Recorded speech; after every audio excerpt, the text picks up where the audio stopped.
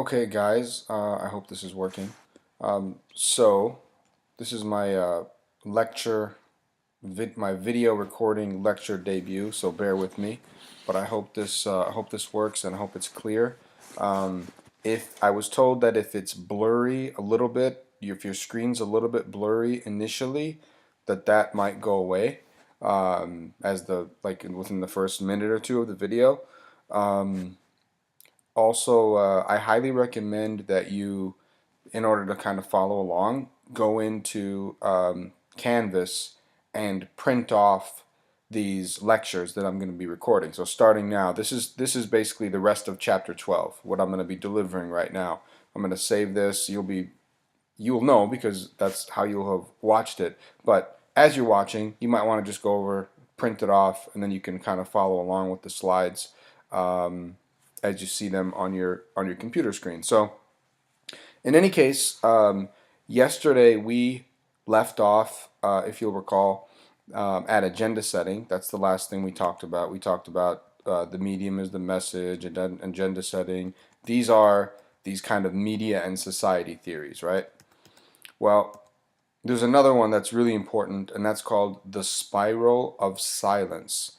And this was actually developed by a European media theorist named Elizabeth Noel Neumann. And the basic idea is that people who think that their ideas are in the minority will basically just kind of shut up.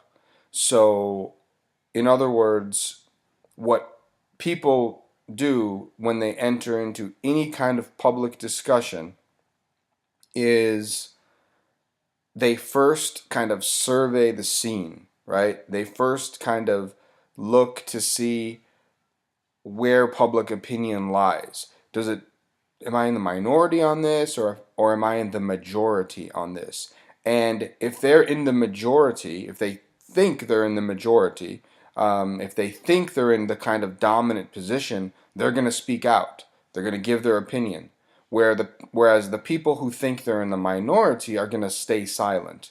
So what happens over time is this creates a cycle. People who think they're in the minority on this particular issue just kind of they don't say anything. So if you're kind of observing from the outside, you might think, wow, no one has that other view. But in fact, it's just some people do have that view. It's just that they've remained silent. That's why it's so important to make sure that in mass media we create kind of a balanced discussion. Otherwise, people will think that their ideas are in the minority. In many cases, we know that they're not in the minority. They may actually be in the majority, but people are kind of shy to they're kind of shy to express themselves. Try to think of an example. I can't think of an example off the top of my head, but I mean, people think that the cool opinion is such and such, and so they kind of just go along with it, or they stay silent, but in their heart of hearts, they actually believe something different.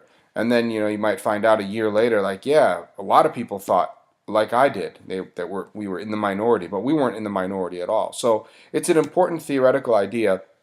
So the basic assumption, or one basic assumption, is that people desire to be popular, they desire to be respected, and they're afraid of becoming isolated from their environment, right? So nobody likes to be seen as the weirdo, basically. Another assumption is that people are always monitoring their environment so that they can adjust to adopt the majority viewpoint. I already mentioned that.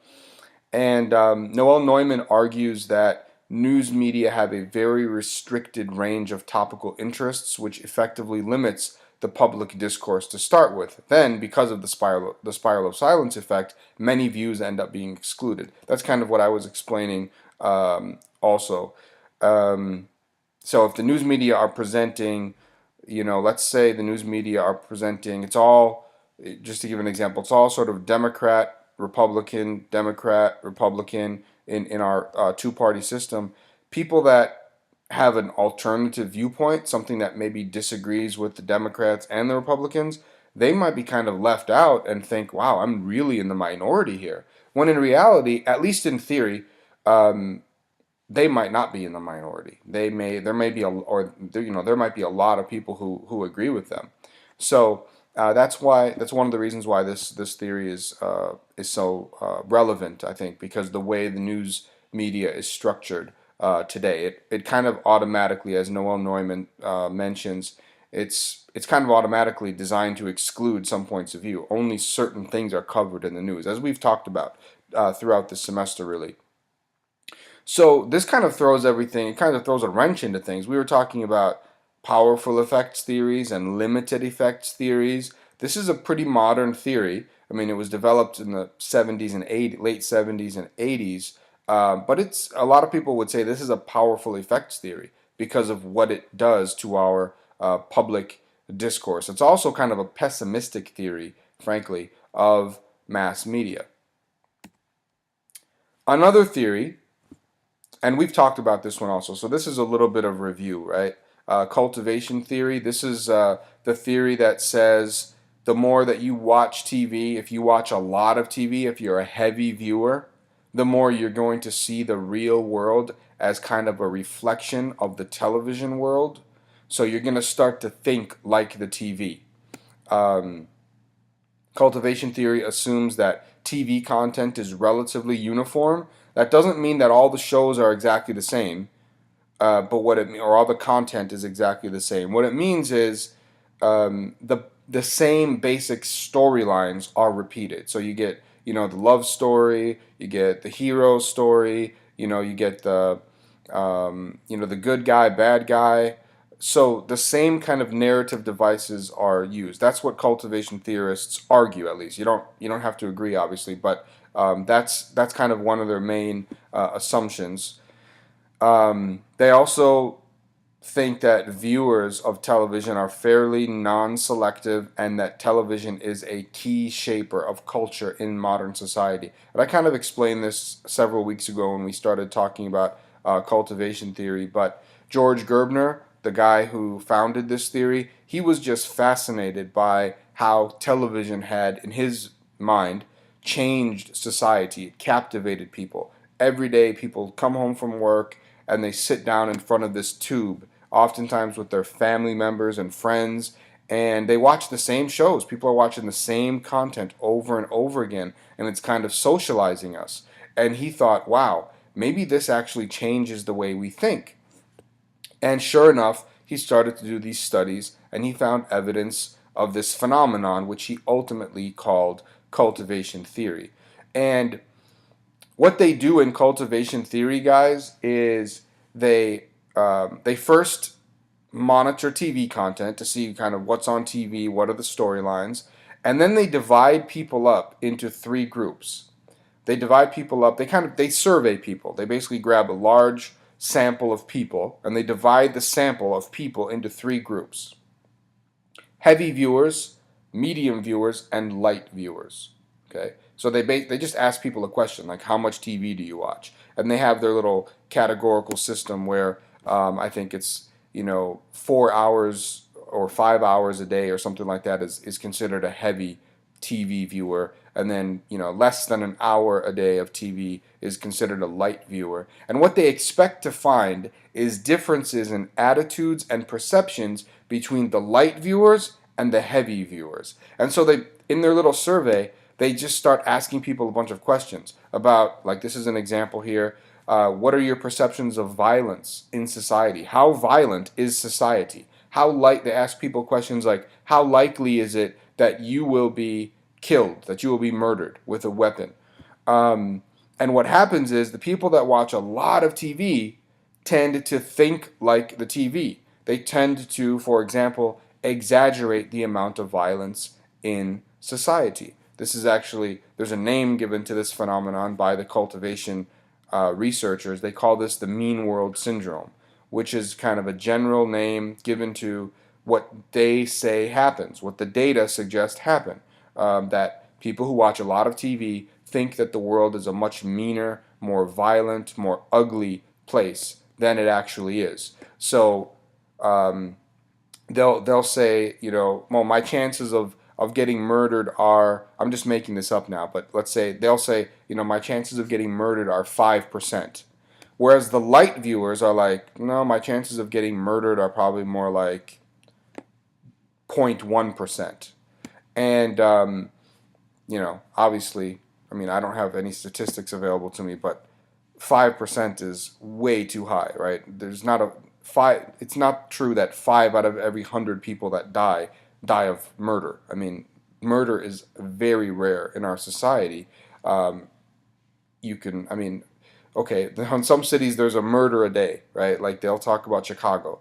Um, there's like on average, I think there's about one and a half murders per day. But even then, you say, wow, that's a lot of murders. And it is, okay, in one sense it is, but there are something like 9 million people that live in Chicago. So if 300 people or 400 or 500 people get, not diminishing that, I mean, that's important and it's sad that people die of murder, but it's a tiny number. I mean, over the course of 20 or 30 years, it's going to be just a few thousand people that have been killed, or several thousand people that have been murdered out of millions and millions and millions and millions of people that lived during that time. So it's not 5%, but people who watch a lot of TV tend to think the world is more violent than it is. And the reason is because TV is very violent. TV is, that's just one of their storylines. They've got the cops and robbers, the good guy, bad guy, lots of criminal activity. So criminal activity is just overemphasized on television. So that's one example. We talked about other examples of cultivation earlier in the semester. You can kind of go back to that. So I'm not going to repeat that stuff, but you get the idea. Media framing. This is also just a review. Media framing is that idea that suggests the way media package and present information to us affects us. So not just the content, not just what they're saying, but how they're saying it, right?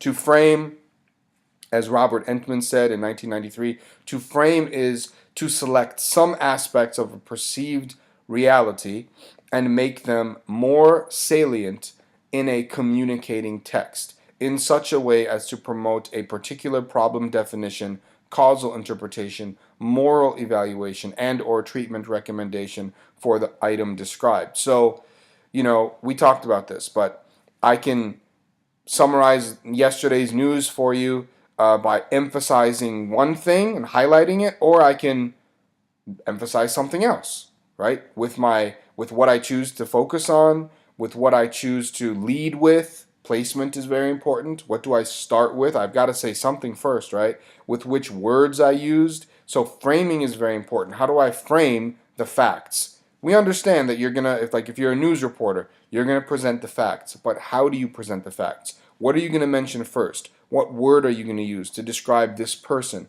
or this event? That's very important, right? And that affects us. That affects how we see the world. The framing process simplifies message telling. Instead of telling a story in a half hour, you can tell a story in 30 seconds. I gave you some examples when we lectured on this, whatever that was, several weeks ago. But so, for instance, if somebody goes and straps a bomb to himself and blows up a building and kills a bunch of people, what are we going to call that person? Are we going to call him a suicide bomber? Are we going to call him a homicide bomber? There's a debate among media people what should we call this person? Should we call this person a murderer? Should we call this person a terrorist? What should we do? All of the above? You have to make some decisions. If somebody kills somebody, are you going to present the killing as an act of self-defense, which can be done, or are you going to describe it as an act of murder based on your word choice and your placement? What you choose to emphasize, what you choose to describe, right? I talked to you guys about the Israel-Palestine conflict. When I did my study, I did a study comparing Arab news coverage with American news coverage. And so the Arab news coverage tends to describe Israeli killings of Palestinians as acts of aggression. American news media tend to describe the same killings, Israeli killings of Palestinians, as acts of self-defense. So we have a difference in framing. What sort of choices are you going to make?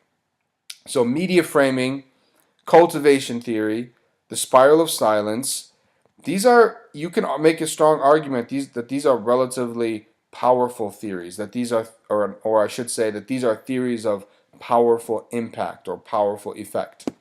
So you don't necessarily have to agree with the powerful effects perspective, obviously, and there are many scholars who don't. I mean, to be fair, many of the people that taught me at the University of Minnesota, for instance, where it's a very social science oriented school, they are limited effects scholars. They stand by the limited effects perspective. I personally, I'm not as quick to adopt the limited effects perspective, partly because of some of these theories that we're talking about: framing, cultivation, spiral of silence, and others that seem to suggest to me that the media can be, in the right circumstance and at the right time, and given the right kind of confluence of factors, the media can be pretty powerful.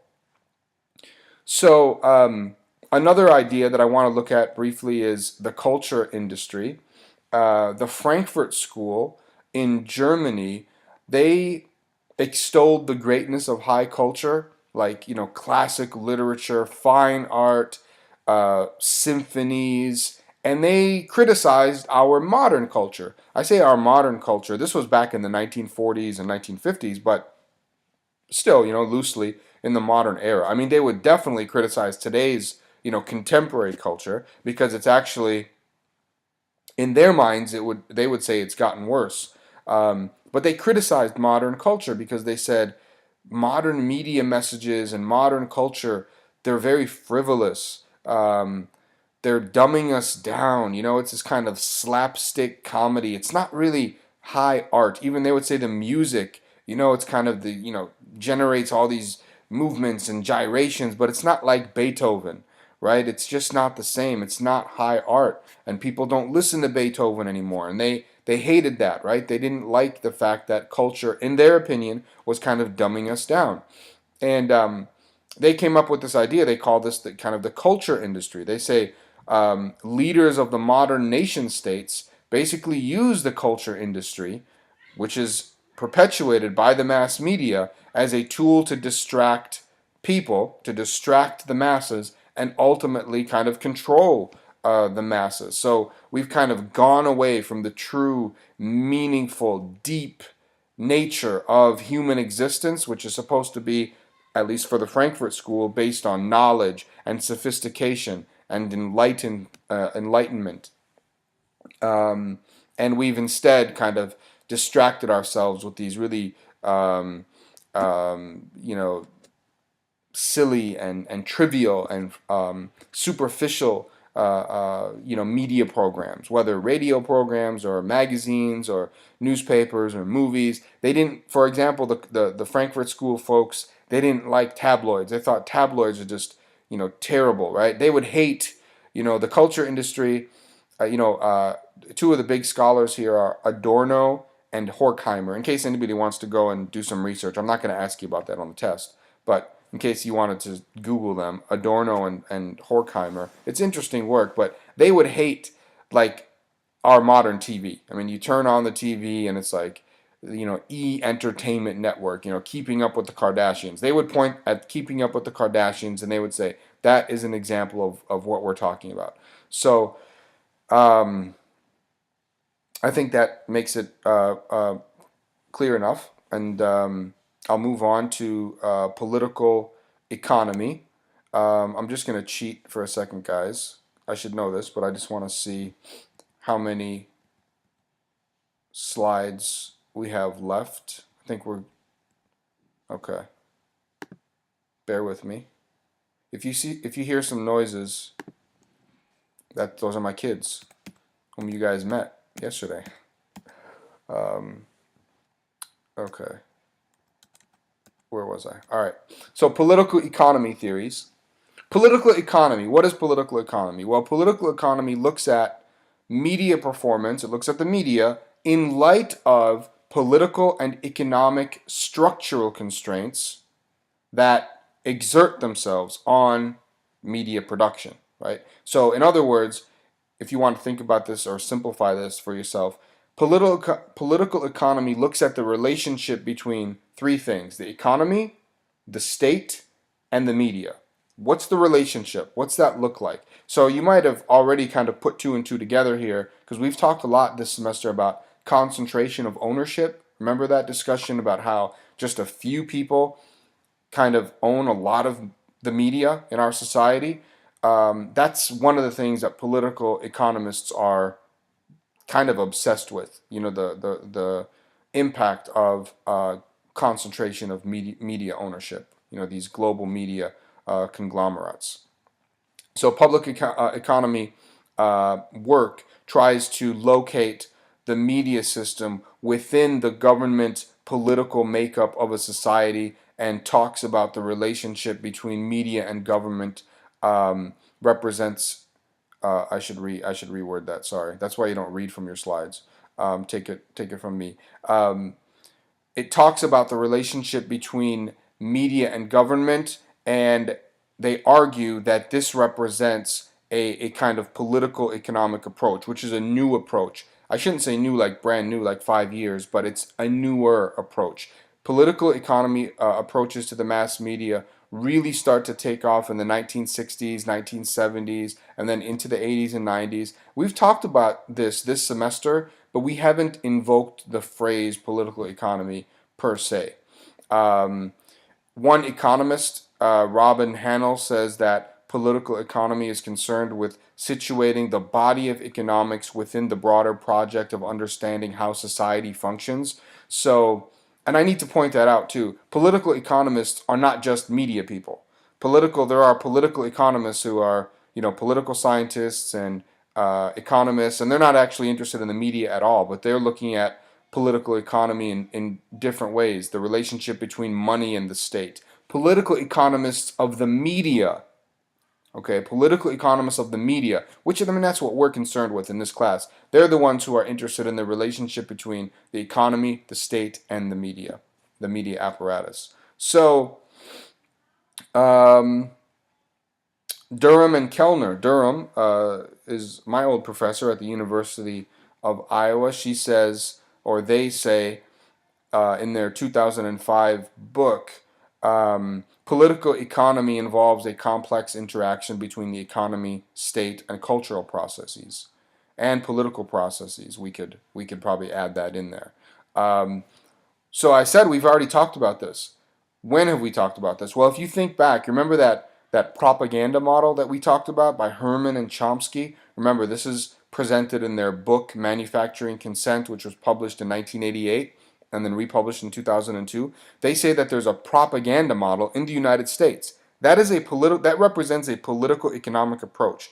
Because remember, they said that there are basically 5 filters in our society that govern what we end up seeing. They say it governs the news that's what they say is fit to print. We don't see everything. We don't hear everything. We don't get all the news. That's what they're arguing. We don't get all the information. We only get some information. We only get the stuff that passes through the filters, these 5 filters. Let's see if I can remember them off the top of my head. You should go back and look at these. They're listed in one of your slides. You don't have to look for them right now on this. I'm not going to ask you about the 5 filters, like to name them on this exam 3, but that is fair game for the final exam. So you have advertising, remember? So they're pointing out that advertising, corporate interests actually influence the kind of news that we get, and we've talked about that. So a news outlet might temper a story that deals with one of their advertisers, right? Um, Sourcing, that's another big one. And they point out, Herman and Chomsky do, that news people tend to rely on elite sources, usually government sources, or often government sources. And they say that's a problem because that acts as a natural filter. They don't tell us about some things, or at least they can frame the discussion. They can dictate the discussion for the public, right? The government officials, that is, because they're the sources that the news media keep on going back to. Um, Sourcing, um, advertising. You also have flack.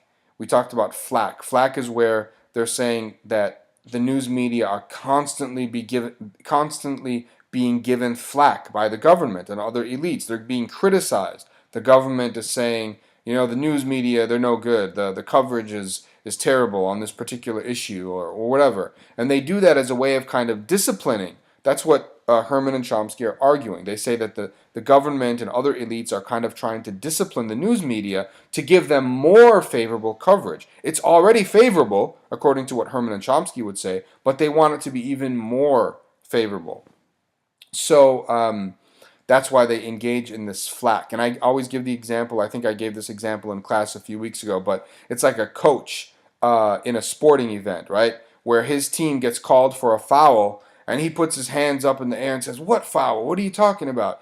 And he knows that the call's not going to get reversed. I mean, it doesn't happen. Like, they don't call holding in a football game, and then because the coach complains, they go, "Oh, well, yeah, I think we're going to change our mind," right? They don't do that. But what might happen is in the future, on a future play, the referees, the officials, might side with that coach that was complaining. Do you see what I'm saying? So, and they have a name for this. They call it the makeup call, right? That comes out of basketball, right? But they say in basketball, they'll say the official, if he misses a call and he gets chewed out by the coach, one of the coaches, he'll then the next time down or within the next couple of minutes, maybe on the other end of the court, he'll give a makeup call where he'll make a bad call that favors that coach that was disgruntled, right? So anyway, so you have flack, advertising, sourcing, the enemy as a control mechanism. That's another one, right? That's another one. So there's always some kind of an enemy set up. That's what Herman and Chomsky argue. So they say that it's terrorism, but back in the day it was the Soviets, right? Communism. There's always some kind of an enemy set up that filters how we see the world and how we cover the news, right? And then there's a fifth filter that I'm not thinking of off the top of my head, but you can look it up in your slides. You could also you could just Google it as well. Herbert Schiller has this idea, not just him. I mean, there are a number of scholars, but Herbert Schiller is kind of a leader in this area, and he calls it cultural imperialism. That's also a political economic approach because it looks at the intersection between media and the state, the economy, who's benefiting from the way the media system is structured. And what Schiller says, if you want to understand cultural imperialism, what he says is that it used to be that nations or societies could dominate one another. Empires would dominate one another militarily, right? They would occupy one another militarily. You had empires in competition with one another.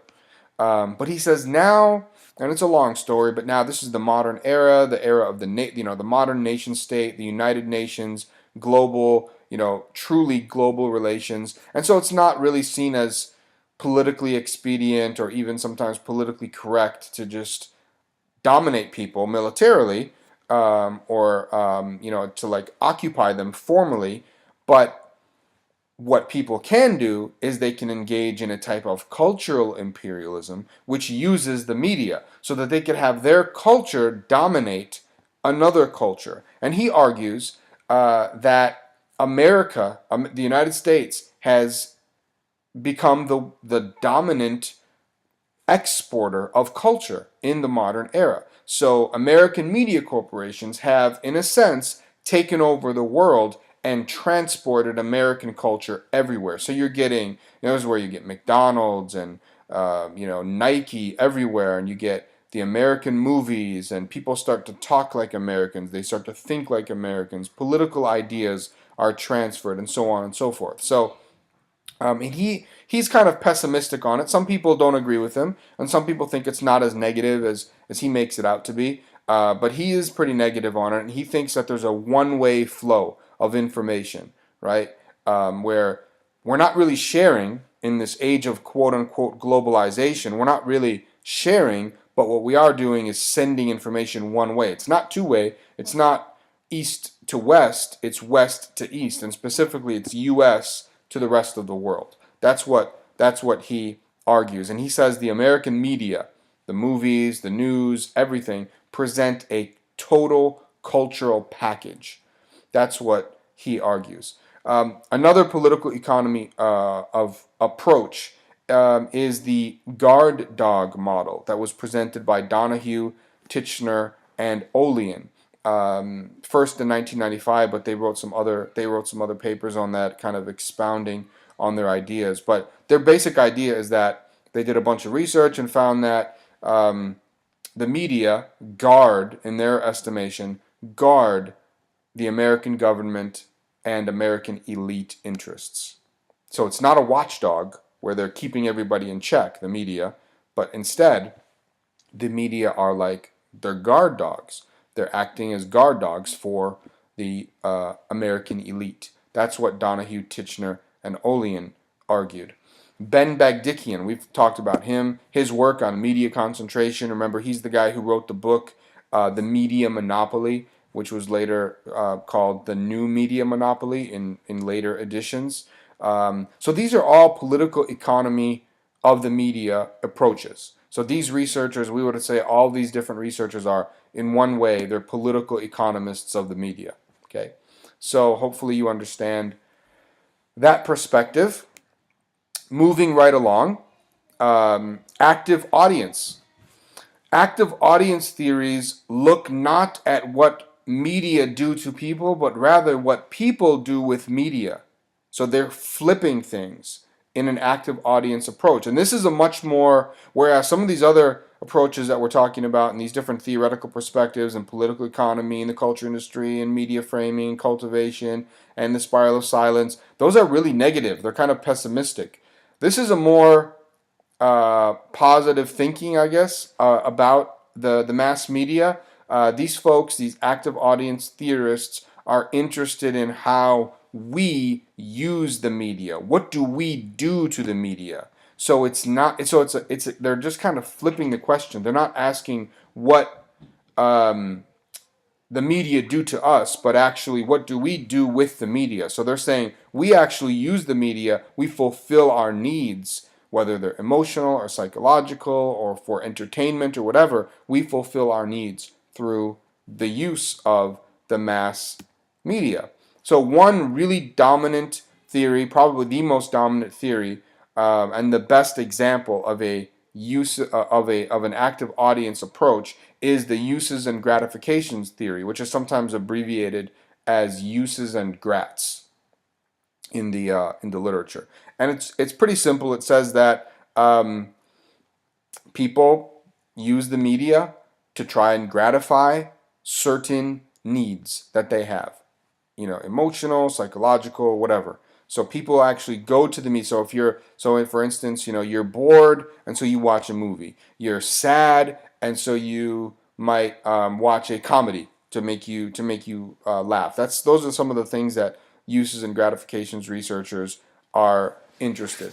Herzog, way back in 1944, was interested in finding out why women were so attracted to radio serials, like soap operas. She wasn't looking at the effects of the serials on the women. She wanted to know why women were listening.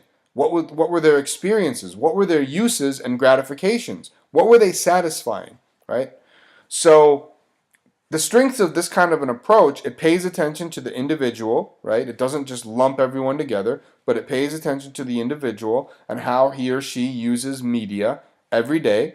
It differentiates between active and passive users and uses of the mass media. So in other words, uses and gratifications and active audience theories in general do not assume that everyone is passive. Some people are more active. They seek out media. However, there are some weaknesses, and this theory has been criticized, as really all of the theories are criticized at one level or another. It tends to ignore effects and just kind of let media off the hook. It's like, oh no, they're not affected by these violent video games. They're gratifying a need, right? So it kind of just ignores that whole issue of effects. It doesn't really consider it. And that's kind of a major problem, according to a number of scholars. It's a functionalist approach, which can lead toward kind of the status quo. That's another weakness. If you don't, I'm not gonna. If you don't, I don't want to explain functionalists. So if you don't understand functionalism, that's fine. I'm not going to ask you about that on the test. So that's just a giveaway. But I'm just kind of going through some of what the literature talks about. It cannot easily address the presence or absence of effects because, like I said, it kind of ignores that issue. And probably the biggest criticism, it just gives too much power to individuals and deflects attention away from socio-structural reality. So, you know, it's all about the people, and the people are using the media, and the people are free, and the people are gratifying their needs, and it just ignores a lot of these other issues that we've been talking about. Another active audience theory, which is kind of interesting, is the mood management theory. This is presented by Zillman. And here it says that people basically use certain entertainment media to create the best possible mood for themselves. So we are actively managing and trying to control our moods through our media selection choices. Okay? So we'll tend to choose media that will increase the possibility of good mood and decrease the possibility of bad mood because we don't want to be in a bad mood. People who are stressed or bored or depressed or whatever might, you know, watch a comedy or something like that.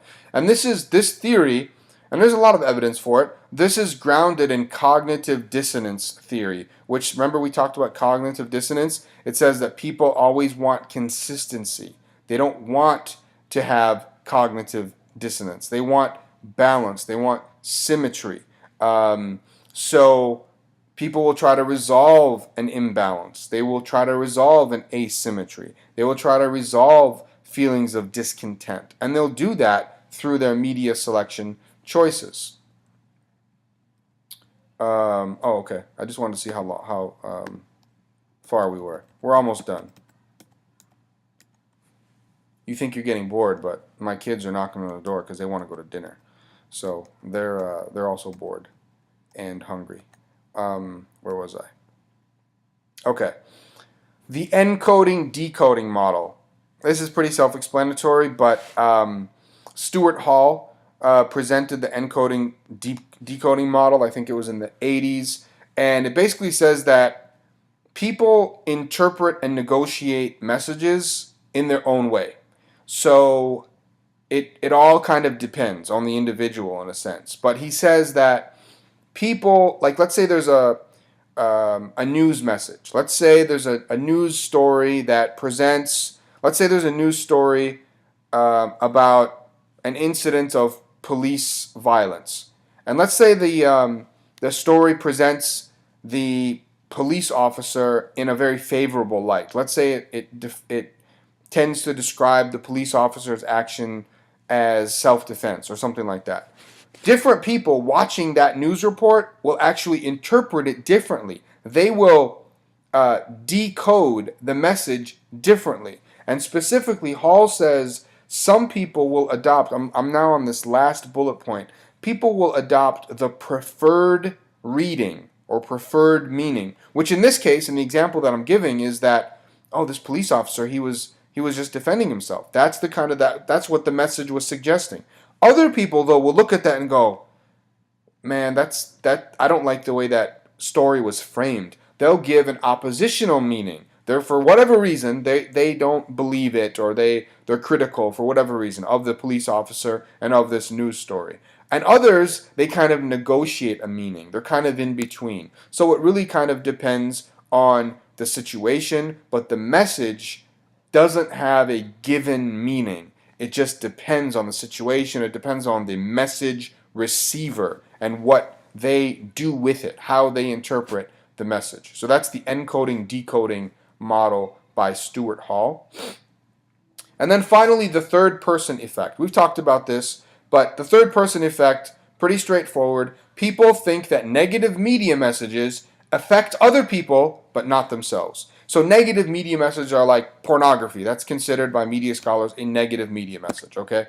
You know, excessive violence, that's considered a negative media message. So people, according to the studies, tend to, when you ask them, they tend to say, this stuff doesn't affect me, But then when you ask them, do you think it affects other people? They say yes.